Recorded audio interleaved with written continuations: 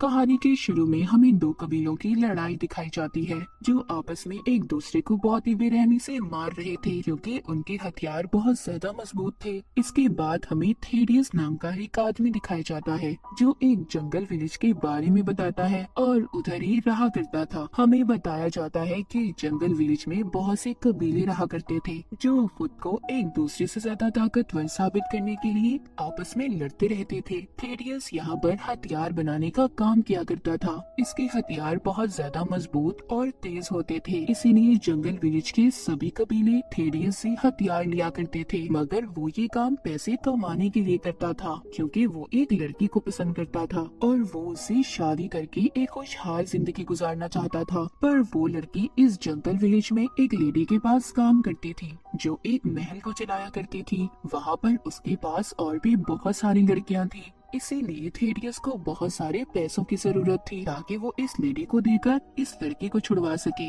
इसके बाद हमें गवर्नर को दिखाया जाता है जिसके पास लाइन कबीले का लीडर आया था। गवर्नर बताता है कि तुम्हारे शहर से होते हुए गोल्ड सोना आने वाला है जिसकी तुम्हें हिफाजत करनी होगी और हम तक उस गोल्ड को पहुंचाने में हमारी मदद भी करनी होगी। अब लाइन कबीले का लीडर गवर्नर से वादा करता है कि इस काम में वो उनकी मदद करेगा, पर उस कबीले के बाकी लोगों में लालच आ चुका था। वो सोचते हैं इतना सारा सोना वो सारी जिंदगी भी नहीं कमा सकते, इसीलिए वो इसको लूट लेंगे और अपने लीडर को धोखे से मार देंगे। जिसके बाद वो ऐसा ही करते हैं, वो अपने लीडर को धोखे से मार देते हैं और सारा सोना चोरी करने का प्लान बनाते हैं और जिसके बाद किसी दूसरे आदमी को इस कबीले का लीडर बना दिया जाता है। पर यहाँ पर कुछ लीडर के बेटे का इंतजार करने का कहते हैं, लेकिन ज्यादातर लोग उस आदमी के साथ दे रहे थे जिसको लाइन कबीले के लीडर के बदले दूसरा लीडर बना दिया गया था, यानी कि उनका नया लीडर। उधर लाइन कबीले के लीडर का बेटा एक लड़की से शादी करने की तैयारी में था। तभी कुछ लोग आकर उसको बताते हैं कि तुम्हारे डैड को किसी दूसरे कबीले के आदमी ने मार दिया है और खुद उनके बदले लीडर बन चुका है। जब लीडर के बेटे को ये बात पता चलती है तो वो भी अब जंगल विलेज जाने के लिए तैयार था क्योंकि वो अपने डैड की मौत का बदला लेना चाहता था। उधर जंगल विलेज में जिस लेडी के पास थेडियस के दोस्त काम किया करती थी, उधर एक आदमी आता है जो अपना नाम जैक नाइफ बताता है। वो उस लेडी से कहता है कि मुझे एक ऐसा कमरा चाहिए जहाँ से सारे शहर का नजारा देख सकूं और साथ ही मुझे 3 लड़कियाँ भी चाहिए। उसको वहाँ पर एक लड़की भी पसंद आ गई थी जो एक आदमी के पास बैठी थी। वो उसको तंग कर रहा था। वो उस आदमी को मना भी करता है पर वो नहीं हो। आदमी को देखकर तो ऐसा लग रहा था जैसे वो अपनी ताकत के नशे में पागल हो, लेकिन जैक नाइफ उसको एक ही झटके में चाकू निकाल कर उसको बेरहमी से मार देता है। सबको पता चल चुका था कि वो कितना खतरनाक था और इसी वजह से उसका नाम भी जैक नाइफ था। उधर लीडर का बेटा भी जंगल विलेज पहुंच चुका था और वो खाना खाने के लिए एक जगह पर रुकता है, लेकिन वहाँ पर कुछ आदमी अचानक से हमला कर देते हैं। उसे मारने की कोशिश कर रहे थे पर उसके पास खुद लड़ने की बहुत महारत थी और एक ऐसा सूट जिससे उसे कोई नुकसान नहीं हो सकता था। लेकिन उन लोगों का लीडर अब उसको खींचकर बाहर ले आया था, पर उन लोगों का लीडर ये बात नहीं जानता था कि जिस आदमी को ये मारने आई है वो लाइन कबीले के लीडर का बेटा है। पर कबीले के लीडर का बेटा भी उन्हें बुरी तरह से बेरहमी से मार देता है। जिसके बाद हम उस आदमी को देखते हैं जिसने लाइन कबीले के लीडर को मारा था। वो आदमी यहाँ पर नए लीडर को बता रहा था कि जंगल विलेज में जल्दी गवर्नर के लोग सोना लाने वाले हैं, पर मैंने सुना है उसकी हिफाजत के लिए अब गवर्नर ने किसी और आदमी को चुना है। मैं नहीं जानता कि वो कितना खतरनाक है, पर हाँ हमें पता करना होगा कि वो आदमी कौन है क्योंकि वो हमारे लिए बहुत बड़ी मुसीबत खड़ी कर सकता है।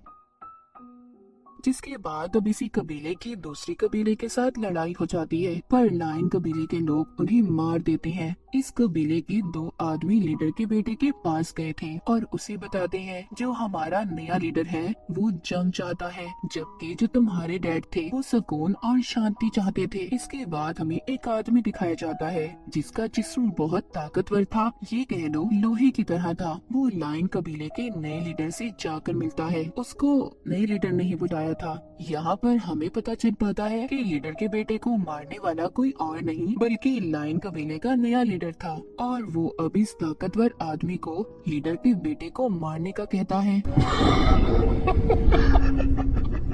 थेडियस उस लड़की से कहता है जिसको ये पसंद करता था कि हम बहुत जल्दी यहाँ से चले जाएंगे क्योंकि जंगल विलेज बहुत जल्द कब्रिस्तान बनने वाला है। सब एक दूसरे के दुश्मन बन चुके हैं। उधर लीडर का बेटा एक आदमी को कागज पर लिखकर कुछ देता है और कहता है जाओ ये यहाँ के कबीले के नए लीडर को देकर आओ। थोड़ी देर बाद उसके पास कुछ बच्चे आते हैं जो उसको बाहर जाने का कह रहे थे क्योंकि उधर वही ताकतवर आदमी आ चुका था जिसको नए लीडर ने पुराने लीडर के बेटे को मारने का कहा था। जब ये बाहर आकर देखते हैं तो उधर वो ताकतवर आदमी एक बच्चे बेरहमी से उसका गला काट देता है। ये देखकर लीडर के बेटे को बहुत गुस्सा आता है और वो उस आदमी पर हमला कर देता है, लेकिन वो इतना ज्यादा ताकतवर था कि उसके वार का उस पर कोई असर नहीं होता। एक एक करके सबको मार रहा था क्योंकि इसका जिस्म लोहे की तरह बना था। वो लीडर के बेटे को बहुत मारता है। उसको जब जान से मारने वाला था तभी इसके डैड का एक वफादार आदमी इसको बचाकर थेडियस के पास ले आता है। उधर वो भी सोना लेकर पहुंच चुके थे जो गवर्नर के साथ ही थे, पर वहाँ पर नया लीडर उन्हें भी मार देता है और वही आदमी जिसने 9 कबीले के पुराने लीडर को मारा था वो उसी तरह एक तेजधार जहरीली सुई से उन्हें भी मार देता है। जब गवर्नर को ये बात पता चलती है कि उसका सोना लाने वाले लोग मर गए और उसका सोना चोरी हो चुका है तो गवर्नर वहाँ की आर्मी को ये हुक्म देता है कि मुझे मेरा सोना सारा चाहिए। अगर तुम्हें लगे उसमें से कुछ हिस्सा भी कम है तो मैं बदले में सारे जंगल विलेज को आग लगा दूंगा। इधर थेडियस के पास लीडर का बेटा था जो जख्मी हालत में था। थेडियस उससे माफी मांगता है और कहता है मुझे माफ कर दो, मेरी वजह से तुम्हारे डैड की मौत हुई,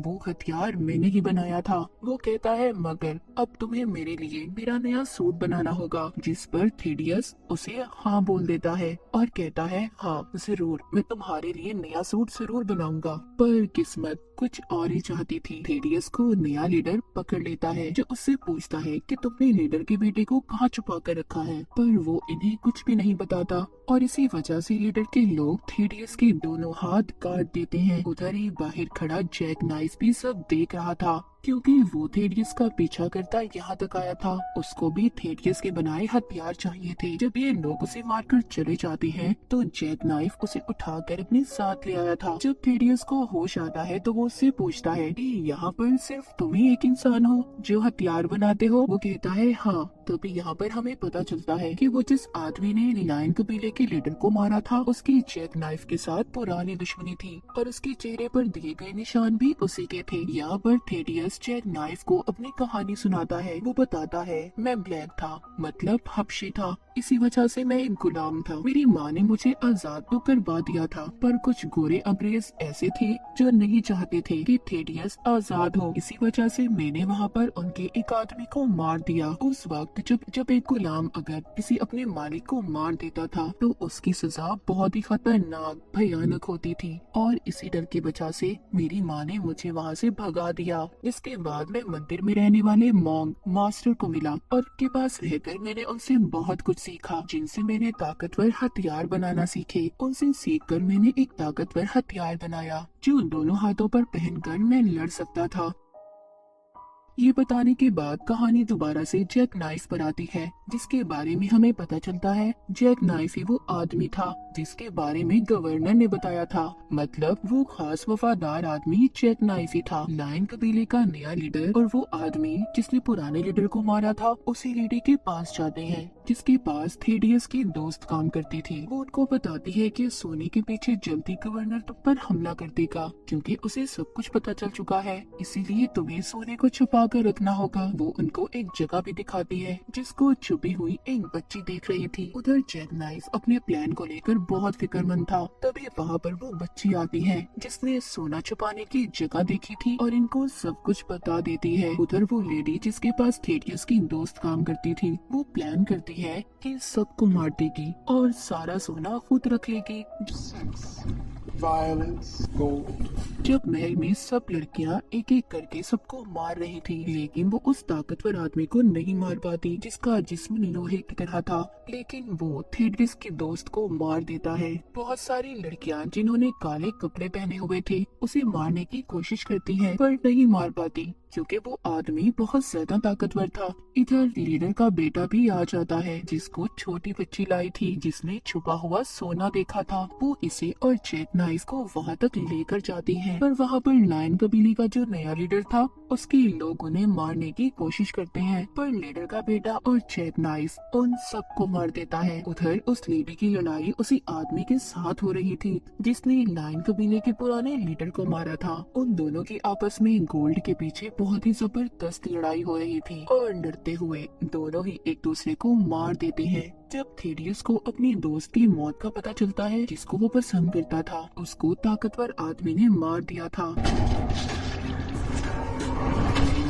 थेडियस उसको चैलेंज करता है। पहले तो दोनों एक दूसरे पर हमला करते हैं, लेकिन अपने हाथों के हथियार से थेडियस उस ताकतवर आदमी को बार बार वार करके उसे मार देता है। जैक ने भी उस आदमी को मार दिया था जो उसका दुश्मन था। उधर लीडर के बेटे ने भी अपने डैड की मौत का बदला ले लिया था। नए लीडर को मारकर उसे उसी सोने में दफना दिया गया था जिसके पीछे उसने उसके डैड को मारा था। तभी उधर गवर्नर की आर्मी भी आ जाती है जो उस महल को तबाह करना चाहती थी, पर जैक नाइफ आकर कहता है कि रुकिए, सब रुक जाएं, सब कंट्रोल में है। गवर्नर का सोना मिल चुका है, सब कुछ ठीक हो गया था। जिसके बाद सब अपने अपने रास्ते चले जाते हैं। जो लीडर का बेटा था अब थेडियस का भाई बन चुका था।